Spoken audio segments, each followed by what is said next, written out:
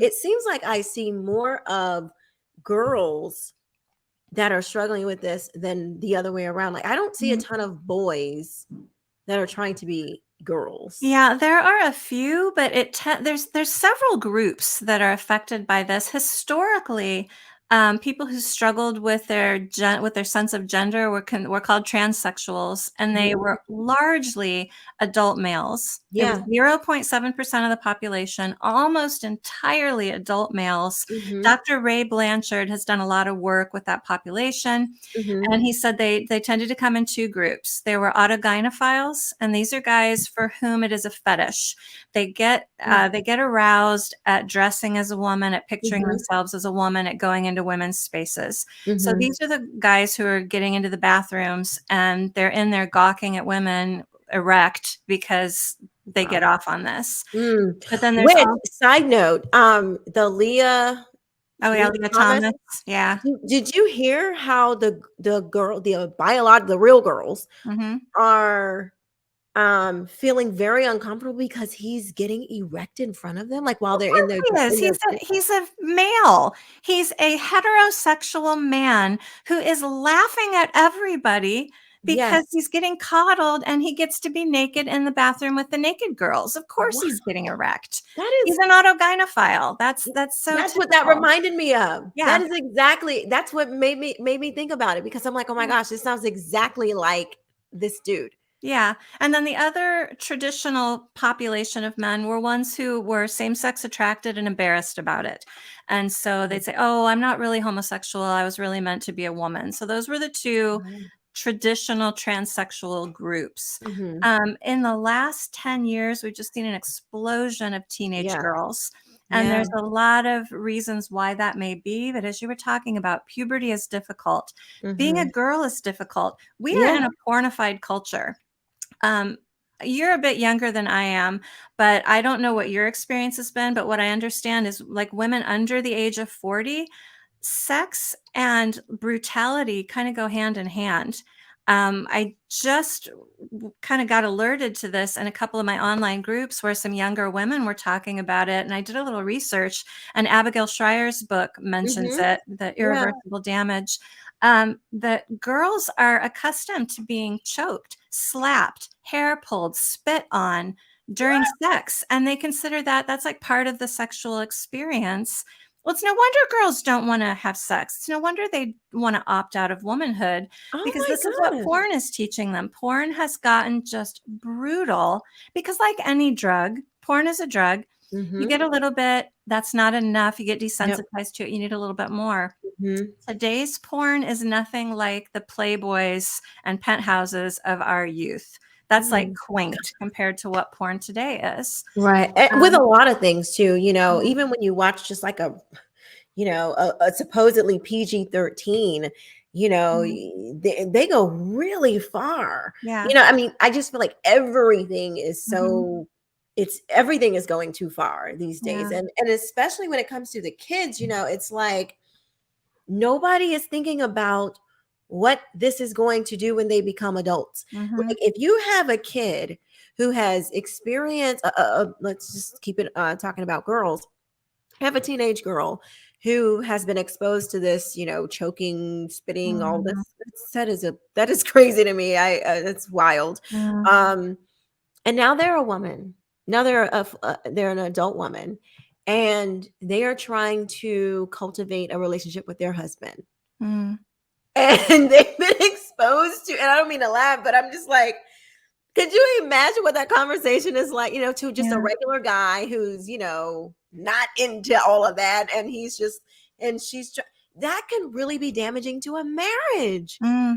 Oh, absolutely. That could All of be this. this is going to tear families apart.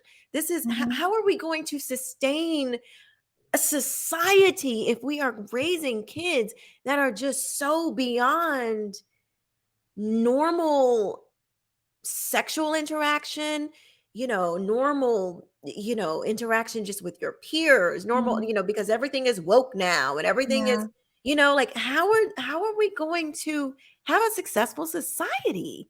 Well, the belief now is that families are irrelevant. I mean, you Yeah. see this in the comprehensive sex ed, which just barely mentions marriage and Yeah. doesn't even cast it like in a favorable light. It's just sort of Mm, neutral. Like some people get right. married and, Right. sometimes it's a man and a woman, but sometimes it's, Right. um, and marriage is really devalued. Families are devalued. The probably one of the most shocking things for me, and I saw this at that very first meeting I went to, the takeaway was that the school considers parents a threat to the children, Mm. and that the Oh, school yes. needs to step in because the parents are transphobic and backward, and the head of counseling in my district, I heard her say this at that first meeting, and I took notes because I wanted to remember exactly what she said. But Mhm. she said the school needs to help parents along if they're not there yet. The school has to help the parents along. That was the most arrogant thing I think I'd ever heard an educator say to that Mm. point. I've heard worse since then. Right. But the idea really is that if we don't agree with our children being sexualized at the earliest possible time, Mm. then there's something wrong with us and our children need to be taken away. That is so true. And it is, the education system has long, lifted up these experts, Mhm. where, it's, oh, parents, you don't have a degree in early childhood education. So you can't possibly know. It's like, I'm sorry, excuse me. I got the C-section scar to prove that I have full rights to this human being. Okay. Yeah. Well, and And I've tried to argue with educators, like, you know what? I have a longer history, a deeper present, and a much longer future with this child than you ever will. Why absolutely. do you think that you have more authority than I do? And I actually do have a degree in psychology. I did my master's in educational psychology. And Yeah. so when people tell me that I'm stupid and I don't know what I'm talking about when I don't think babies are sexual, um, no, puberty is the onset of Mhm. sexual awakening. Mm. Puberty is the beginning of sexual awakening, and I never thought that would be a controversial statement. Who would Um, have thunk? yeah, But these are the same people who look up to people like Alfred Kinsey. I was thinking of Kinsey, and I didn't know if I should bring him up. Yep, I talk about him all the time. yeah. He was a disgusting human being. I mean, He's a there's just some pedophile. I people mean, he was that a study pedophile. that he did Yeah. a study Oh, raping I know. children, Mhm. raping children, and the Raping data children. is right Yeah. there. If you don't believe us, go He look up wrote the a Kinsey book on study. it. Yeah. He wrote a book. He actually documented his pedophilia. Mhm. And Sexually abusing children, and he yeah, documented it, and people to say that he's this wonderful expert. Oh, yes. yeah. But these are the types of people. I read a paper.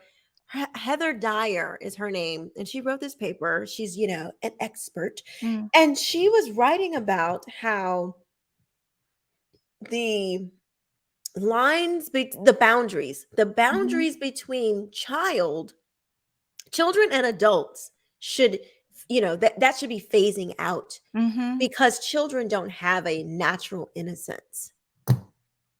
Crazy? Like I couldn't even believe she had the thought and had the audacity to put it on a piece of paper. Like I'm Right.